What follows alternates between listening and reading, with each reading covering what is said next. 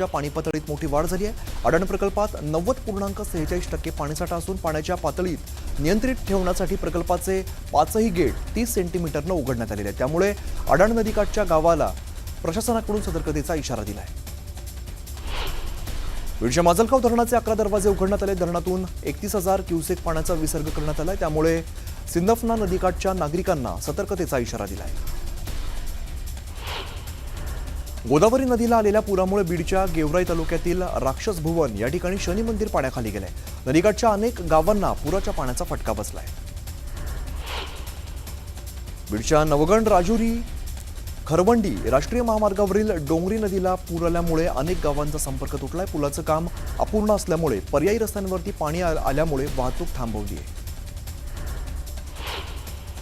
पैठणच्या हर्षी शिवारात ढगफुटी सदृश्य पाऊस झाला। त्यामुळे हर्षी परिसरातील नदी नाल्यांना पूर आलेला आहे। पुरामुळे तूर, मका, कापूस आणि सोयाबीन पिकं पाण्याखाली गेली आहेत। छत्रपती संभाजीनगरमध्ये झालेल्या पावसामुळे दौलताबाद या ठिकाणी आठवडी बाजार या ठिकाणी पाणी शिरलंय। अचानकपणे जोरदार पाऊस झाल्यामुळे व्यापाऱ्यांची चांगलीच तारांबळ उडाली। छत्रपती संभाजीनगरच्या लोहगाव या ठिकाणी तांडोळी रोडवरती पाझर तलाव ओव्हरफ्लो झालाय। डोंगर वस्तीतील रहिवाशांना त्यांच्या घरात पाणी शिरलंय, तर वस्तीवरील शेती देखील पाण्याखाली गेल्यामुळे मोठं नुकसान झालंय। जायकवाडी धरण साखळीमध्ये मुसळधार पाऊस सुरू आणि अशामध्येच धरणातून 1,03,372 क्युसेक पाण्याचा विसर्ग सुरू करण्यात आलेला आहे। धरणाचे तब्बल 27 दरवाजे उघडण्यात आले। त्यामुळे गोदाकाठच्या नागरिकांना सतर्कतेचा इशारा दिलाय। परभणी जिल्ह्यात पावसाने दमदार हजेरी लावली आहे। मुसळधार पावसामुळे अनेक घरांमध्ये पाणी शिरल्यामुळे जनजीवन विस्कळीत झालंय। दरम्यान पिकांचं नुकसान झाल्यामुळे भरपाई देण्याची मागणी शेतकरी करत आहेत। नाशिक जिल्ह्यातील मनमाड, नांदगाव या शहरासह ग्रामीण भागात जोरदार पाऊस झाला। पावसाचा फटका रविवारी मनमाडच्या आठवडी बाजाराला सुद्धा बसलाय आणि या पावसामुळे भाजीपाल्याचं मोठं नुकसान झालंय। हिंगोलीच्या इसापूर रमना गावामध्ये ओढ्याच्या पुरामध्ये शेतकरी वाहून गेल्याची घटना घडली आहे। यावेळेला एका तरुणाने जीवाची बाजी लावत या शेतकऱ्याला वाचवलंय, तर शेतकऱ्याला वाचवणाऱ्याचा व्हिडिओ सध्या जोरदार व्हायरल झालाय। जालना जिल्ह्यातल्या शहागड परिसरातून वाहणाऱ्या गोदावरी नदीला पूर आला असून नदीकाठच्या गावांना सतर्कतेचा इशारा देण्यात आलाय। जायकवाडी धरण भरलेलं असून धरणाच्या 18 दरवाजांमधून पाण्याचा विसर्ग सुरू आहे। सोलापुरात छत्रपती संभाजी महाराज चौकाजवळ पुन्हा नाका या ठिकाणी ओढा ओव्हरफ्लो झाला। नाल्याच्या प्रवाहात रिक्षाचालक वाहून गेला। सोलापूर अग्निशामक दलाकडून वाहून गेलेल्या रिक्षाचालकाचा शोध घेतला जातोय। 10-12 दिवस थांबलेल्या पावसाचं पुन्हा धाराशिव जिल्ह्यामध्ये आगमन झालंय। परतीच्या पावसामुळे धाराशिव जिल्ह्यात धुमाकूळ घातलेला असून जिल्ह्यातील काही भागांमध्ये पाणी साचलंय। चंद्रपूर शहर आणि जिल्ह्याला मुसळधार पावसानं झोडपून काढले। त्यामुळे जिल्ह्यातील सर्वच नदी नाले दुथडी भरून वाहू लागलेत। इराई धरणाचे 7 दरवाजे उघडण्यात आले आहेत आणि इराई नदीच्या पाणी पातळीत मोठी वाढ झाली आहे। रहमतनगर आणि सिस्टर कॉलनी या भागात सुद्धा काही ठिकाणी नदीचं पाणी शिरलंय। भंडारा जिल्ह्यात मागील 3 दिवसांपासून पडत असलेल्या मुसळधार पावसामुळे वैनगंगा नदीच्या पाणी पातळीत वाढ झाली। त्यामुळे धरणाची पातळी नियंत्रित ठेवण्यासाठी धरण प्रशासनाकडून गोसेखुर्द धरणाचे 19 दरवाजे अर्ध्या मीटरने उघडण्यात आलेले आहेत। सोलापुरातील छत्रपती संभाजी महाराज चौकाजवळ नाल्याच्या प्रवाहात रिक्षाचालक वाहून गेला। नाल्यावरील पुलावरती प्रचंड प्रमाणात पाणी वाहत असताना रिक्षाचालकाने पुलावरून गाडी नेण्याचा प्रयत्न केला, मात्र यावेळेला रिक्षासह ही व्यक्ती पाण्याच्या प्रवाहात वाहून गेली। सोलापूर जिल्ह्यातील अक्कलकोट तालुक्याला पावसानं झोडपून काढले आणि अशातच पाण्याच्या प्रवाहात वाहून जाणारा एक युवक थोडक्यात बचावलाय। युवक स्वतःचं प्राण वाचवतानाचा व्हिडिओ समोर आलाय। गावातील युवकांनी तत्परता दाखवल्यामुळे या युवकाचा जीव वाचलाय। लातूर शहर आणि परिसराला मुसळधार पावसानं झोडपून काढले। अनेक लोकांच्या घरांमध्ये मोठ्या प्रमाणात पाणी साचल्याचं पाहायला मिळालं। त्यामुळे लोकांचं मोठ्या प्रमाणात नुकसान झालंय। छत्रपती संभाजीनगरच्या पैठण तालुक्यातील ज्ञानेश्वरवाडी परिसरामध्ये शेतकऱ्यांचा कांदा वाहून गेलाय। कांदा वाहून गेल्यामुळे शेतकऱ्यांचं मोठं नुकसान झालंय। धाराशिवच्या कळंब तालुक्यात तुफान पाऊस कोसळलाय। तेरणा नदीनं धोक्याची पातळी ओलांडली आहे। तेरणा नदीवरील पूल पाण्यात बुडालाय। त्यामुळे लातूर बार्शी रस्ता वाहतुकीसाठी बंद झालाय। पंढरपुरात पावसानं दमदार हजेरी लावली आहे। पावसाने श्री विठ्ठल रुक्मिणी मंदिरात या परिसरामध्ये भाविकांची तारांबळ उडाली। यवतमाळमध्ये सहस्त्रकुंड जलविद्युत प्रकल्पाला शेतकऱ्यांनी विरोध केलाय. तातडीनं प्रकल्प रद्द करण्याची मागणी शेतकऱ्यांनी केली आहे. यासाठी 42 गावांमध्ये ठराव मंजूर करण्यात आला आहे. बीडच्या गेवराई तालुक्यातील पाथरवाला बुद्रुक गावात एका शेतकऱ्याने आत्महत्येचा प्रयत्न केलाय. पीक नुकसान भरपाई देण्याची मागणी करण्यात आली आहे. दरम्यान शेतकऱ्यांनी संताप व्यक्त केला आहे. बुलढाण्याच्या मोताळा तालुक्यातील गिरडा गावच्या परिसरामध्ये बिबट्याचा मुक्त संचार पाहायला मिळाला. मागील काही दिवसांपूर्वी बिबट्या दिसलेला होता. त्यावेळेला नागरिकांनी वनविभागाकडे तक्रार दिली होती. मात्र वनविभागाने दुर्लक्ष केल्यामुळे आता नागरिकांमध्ये भीतीचं वातावरण पसरलंय. पिंपरी चिंचवड आणि पुण्याला औंध मार्गे जोडणाऱ्या रस्त्यावरती असलेल्या उड्डाणपुलाचं काम संत गतीने सुरू आहे. त्यामुळे प्रवाशांना मोठा त्रास सहन करावा लागतो. या उड्डाणपुलाचं काम ऑगस्टमध्ये संपणं अपेक्षित होतं, पण अजून सुद्धा या उड्डाणपुलाचं काम झालेलं नाही. सतरात एका आईने 4 बाळांना जन्म दिलेला आहे. आश्चर्याची बाब म्हणजे याच मातेने 5 वर्षांपूर्वी 3 बाळांना जन्म दिलेला आहे. त्यामुळे एका मातेच्या कुशीत आता 7 बाळं विसावणार आहेत. ही डिलिव्हरी शस्त्रक्रियेद्वारे करण्यात आली असून आई आणि सर्व बाळं ठणठणीत आहेत. जळगावच्या चोपडा शहर आणि परिसरात भटक्या कुत्र्यांच्या संख्येमध्ये वाढ झाली आहे. गेल्या महिन्याभरामध्ये 100 पेक्षा अधिक नागरिकांनी कुत्रा चावल्याचं निदर्शनास आणलं. जालन्यात अपंग महिलेच्या फाईलवरती सही करण्यासाठी तलाठ्याने चक्क हॉटेलवरील बिअरचं बिल भरण्याची मागणी केल्याचा धक्कादायक प्रकार घडलेला आहे. अंगतराव वीर असं या मध्यधुंद तलाठ्याचं नाव असून तो भोकरदन तालुक्यातील जैनपूर कोठारा इथला तलाठी आहे. हिंगोली जिल्ह्यात आयोजित लोकन्यायालयांमध्ये तडजोडी आधारे 13 कोटी 35 लाख रुपयांची 698 प्रकरणी निकाली काढण्यात आलेली आहेत. आणि या लोकन्यायालयांमध्ये रस्ते अपघात मृत्युमुखी पडलेल्या नागरिकांच्या नातेवाईकांना धनादेश सुपूर्द करण्यात आला. सांगलीच्या पेडमध्ये ग्रामस्थांनी बिबट्याला कोंबड्यांच्या खुराड्यामध्ये कैद केलेला आहे. बिबट्याला ग्रामस्थांनी वनविभागाच्या ताब्यात दिलेला आहे. दरम्यान नागरिकांमध्ये भीतीचं वातावरण आहे. सिंधुदुर्गच्या मालवणमध्ये पर्यटकांनी मोठी गर्दी केलेली आहे. सुट्टीचा दिवस असल्यामुळे पर्यटकांनी पर्यटनाला पसंती दिली आहे. दरम्यान किल्ल्यावरती जाणारी होडी वाहतूक सुरू झाल्यामुळे पर्यटक किल्ला पाहण्यासाठी जात आहेत.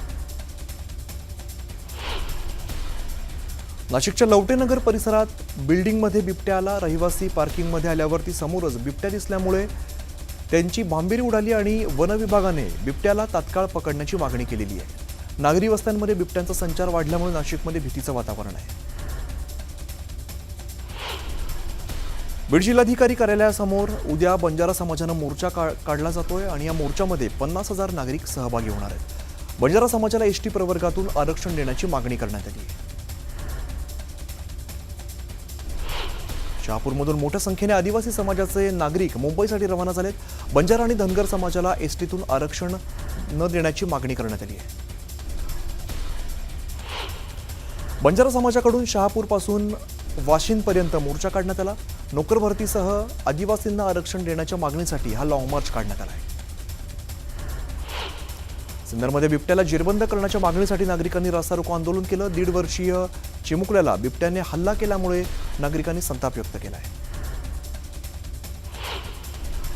आदिवासींच्या हक्कांसाठी शहापूर ते मुंबई मंत्रालयाचा लॉंग मार्च काढण्यात आलाय. आंदोलनाद्वारे सरकारकडे एकूण 19 महत्त्वाच्या मागण्या सादर करण्यात येणार आहेत. मराठ्यांच्या मुलीबद्दल वक्तव्य केल्यानंतर लक्ष्मण हाके यांच्या विरोधात मराठा संघटना आक्रमक झाली आहे. छत्रपती संभाजीनगरच्या क्रांती चौकात लक्ष्मण हाके विरोधात जोरदार आंदोलन करण्यात आलं. लक्ष्मण हाके यांच्या फोटोला जोडे मारण्यात आले. येत्या जानेवारी महिन्यात साताऱ्यामध्ये होणाऱ्या 99व्या अखिल भारतीय मराठी साहित्य संमेलनाच्या अध्यक्षपदी प्रसिद्ध कादंबरीकार विश्वास पाटील यांची निवड झालेली आहे. पुण्यामध्ये झालेल्या अखिल भारतीय मराठी साहित्य महामंडळाच्या बैठकीत त्यांच्या नावावरती शिक्कामोर्तब झाला. मराठी साहित्य संमेलन अध्यक्षपदी विश्वास पाटील यांची नियुक्ती रद्द करण्याची मागणी सचिन खरात यांनी केली आहे. नियुक्ती रद्द न केल्यास साहित्य संमेलन उधळून लावण्याचा इशाराही खरातांनी दिला आहे. लक्ष्मण हाके यांच्या विरोधात अदखलपात्र गुन्हा दाखल करण्यात आलेला आहे. बीड जिल्ह्यातील तलवाडा पोलीस ठाण्यामध्ये हा गुन्हा दाखल करण्यात आला असून मराठा समाजातील महिलांविषयी वादग्रस्त वक्तव्य केल्याचा लक्ष्मण हाकेंवरती आरोप आहे.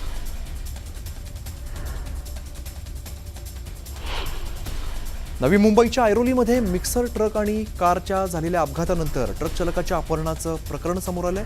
तुर्भे एमआयडीसीतील रहिवासी प्रल्हाद कुमारच्या मिक्सर ट्रकने कारला धडक दिली। या अपघातानंतर कारमधील दोघांनी ट्रक चालकाचं अपहरण केलं। दरम्यान वादग्रस्त IAS अधिकारी पूजा खेडकर यांच्या पुण्यातील घरातून या चालकाची सुटका करण्यात आली। आणि एक महत्त्वाची बातमी समोर येते। पाकिस्तानचा नाणेफेक जिंकत फलंदाजीचा निर्णय घेण्यात आलाय। आशिया कपमध्ये भारत विरुद्ध पाकिस्तान सामना आज रंगतोय। आताच्या क्षणाची महत्त्वाची अपडेट, पाकिस्तानने नाणेफेक जिंकलेला आहे आणि फलंदाजीचा निर्णय घेतलेला आहे। आशिया कपमधला आज भारत विरुद्ध पाकिस्तान हा सामना पार पडतोय आणि या सामन्याच्या सुरुवातीला नाणेफेक झाली आणि यावेळेला पाकिस्तानने नाणेफेक जिंकत फलंदाजीचा निर्णय घेतलेला आहे।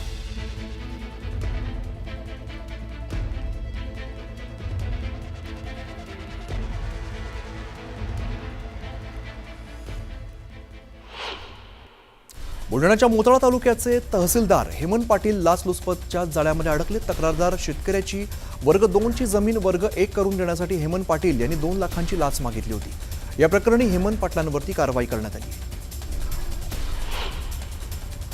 जळगावच्या बिलवाडी गावात 2 कुटुंबांमध्ये तुफान हाणामारी झाली। जुन्या वादातून गोपाळ आणि पाटील कुटुंबांमध्ये हाणामारी झाली। यामध्ये एकनाथ गोपाळ यांचा जागीच मृत्यू झालाय, तर दोन्ही कुटुंबातील एकूण 11 जण जखमी झाले।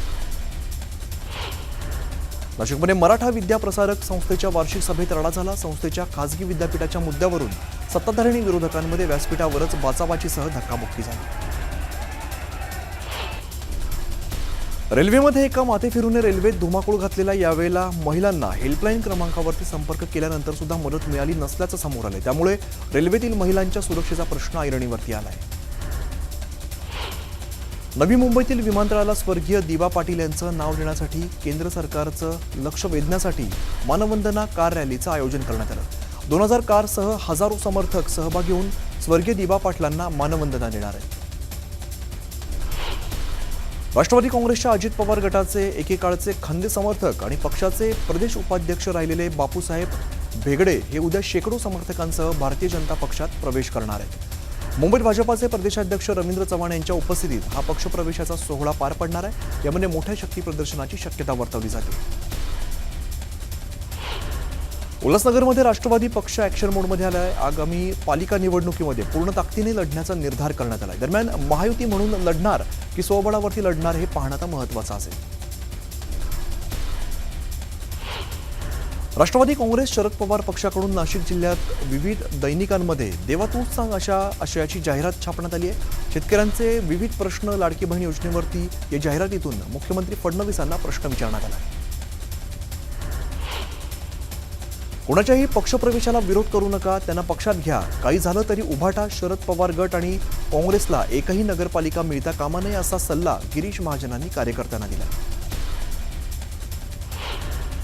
मुर्मासाठी तुम्ही दादागिरी करता, गरिबांसाठी तुमची दादागिरी कुठे जाते असा प्रश्न विचारत बच्चू कडू यांनी उपमुख्यमंत्री अजित पवारांना टोला लगावला। अर्ध्याधिक मंत्री त्या खात्याचे आका आहेत, पैसे कमवायलाच मंत्रीपद घेतलात असा आरोप सुद्धा कडूंनी केलाय। मुंडवा केशवनगरमधील रखडलेल्या उड्डाणपुलाची अजित पवारांनी पाहणी केली। गाडीतळ भागातील रस्त्यांचीही अजित पवारांनी पाहणी केली। यावेळेला विविध प्रश्न सोडवण्याचं आश्वासन अजित पवारांनी दिलं आहे। आगामी स्थानिक स्वराज्य संस्थांच्या निवडणुकीच्या पार्श्वभूमीवर धुळ्यात शिवसेना शिंदे गटाच्या वतीने आढावा बैठकीचं आयोजन करण्यात आलं होतं। आरोग्यमंत्री प्रकाश आंबेडकर यांच्या उपस्थितीत शिवसेना शिंदे गटाच्या कार्यकर्त्यांची बैठक संपन्न झाली।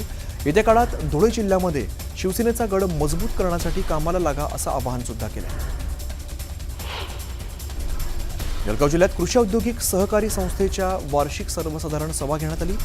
मेक इन इंडिया आणि लोकल टू ग्लोबल ही संकल्पना सत्यात उतरवण्यासाठी सर्वांनी प्रयत्न करण्याचं आवाहन वकील उज्ज्वल निकम यांनी या बैठकीत केलं आहे।